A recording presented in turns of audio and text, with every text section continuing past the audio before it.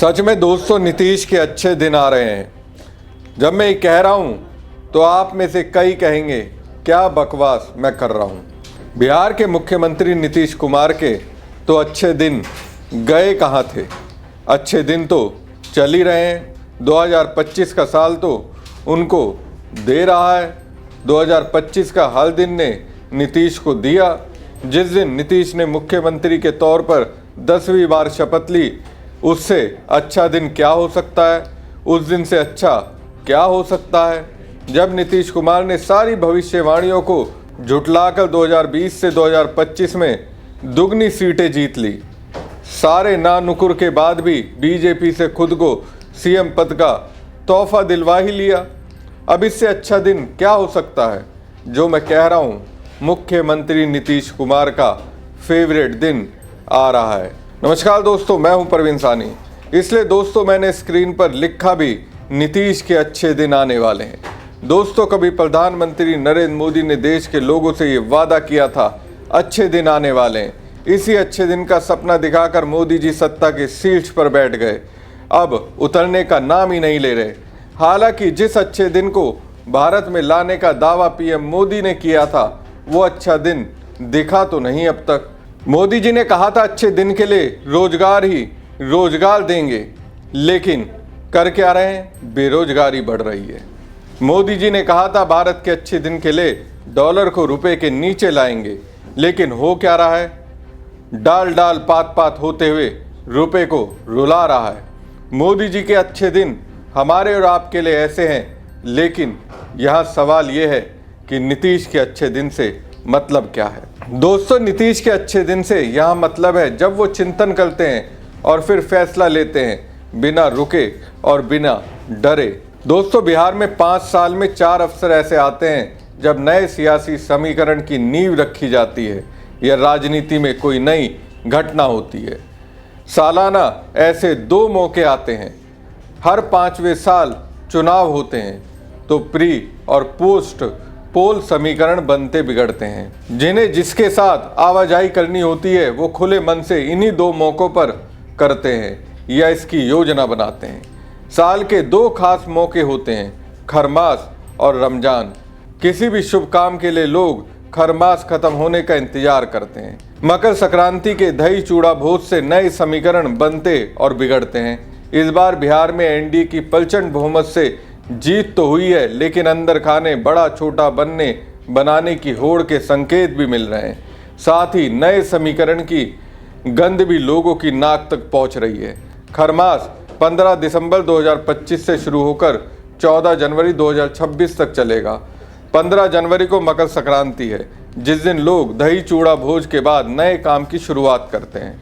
मल मास में कोई शुभ काम नहीं किया जाता, इसलिए शुभ कार्य के लिए राजनीतिक लोग भी मकर संक्रांति आने का इंतजार करते हैं।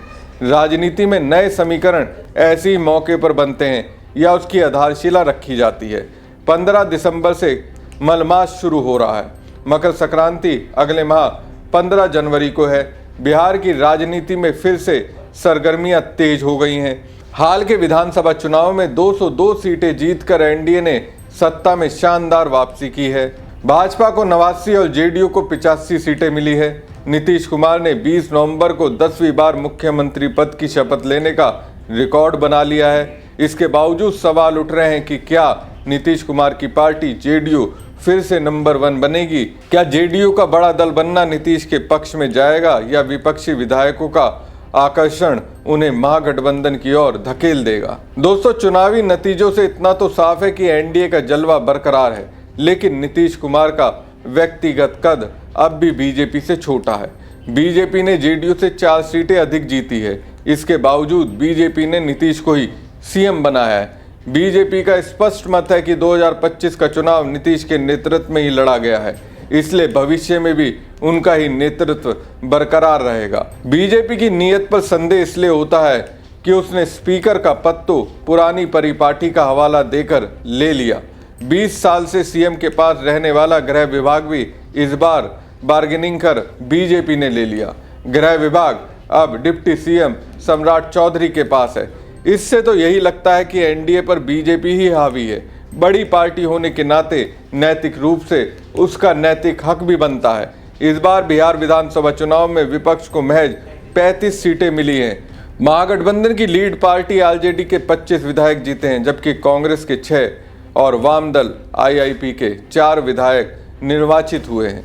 नीतीश के प्रति महागठबंधन के विधायकों का आकर्षण कम नहीं हुआ है। आरजेडी के राष्ट्रीय अध्यक्ष लालू प्रसाद यादव ने तो इस साल जनवरी के पहले ही दिन कह दिया था कि नीतीश के लिए दरवाजे हमेशा खुले हैं। अब चर्चा है कि कांग्रेस के 6 विधायक नीतीश की पार्टी जेडीयू की ओर झुक सकते हैं। पहले भी कांग्रेस के कई विधान परिषद सदस्य नीतीश का साथ आ गए थे। बहुजन समाज पार्टी और छोटे दलों के विधायक भी नीतीश के संपर्क में हैं। नीतीश का आकर्षण उनकी सामाजिक न्याय की छवि से है। अगर नीतीश ऑपरेशन तीर चलाते हैं तो विपक्ष के 4 से 5 विधायकों का उनके साथ आना पक्का है। ऐसा हुआ तो नीतीश बीजेपी से आगे निकल सकते हैं। वैसे दोस्तों, इसकी संभावना अभी तो नहीं दिखती है। हालांकि 15 दिसंबर से 14 जनवरी तक नीतीश को सोचने का वक्त मिला है कि बीजेपी के साथ रहने से आगे उनकी पार्टी जेडीयू की राजनीति के लिए लाभदायक है या हानिकारक है। अभी तो नीतीश को एनडीए के अन्य सहयोगियों से कोई दिक्कत नहीं है। इसकी आशंका तभी उत्पन्न होगी जब बीजेपी नीतीश कुमार को उनकी मर्जी के खिलाफ सीएम पद से बेदखल करने की कोशिश करेगी।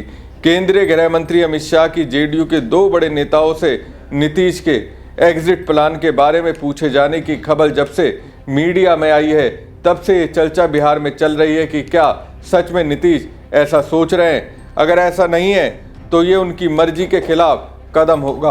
अब तक अपने मन की करने वाले नीतीश क्या भाजपा के इस दबाव को झेल पाएंगे या फिर कोई दूसरी रणनीति बनाएंगे। इसी दूसरी रणनीति पर नीतीश कुमार के नए समीकरण की भी चर्चा हो रही है। यद्यपि कि नीतीश ने स्पष्ट कर दिया है कि 2 बार आरजेडी के साथ जाकर उन्होंने जो गलती की है उसे तीसरी बार नहीं दोहराएंगे, लेकिन उनकी पुरानी परंपरा देखें तो इसका कोई मोल नहीं रह जाता। उन्होंने इसी तरह का बयान एक बार और दिया था जब वो महागठबंधन का हिस्सा बने थे।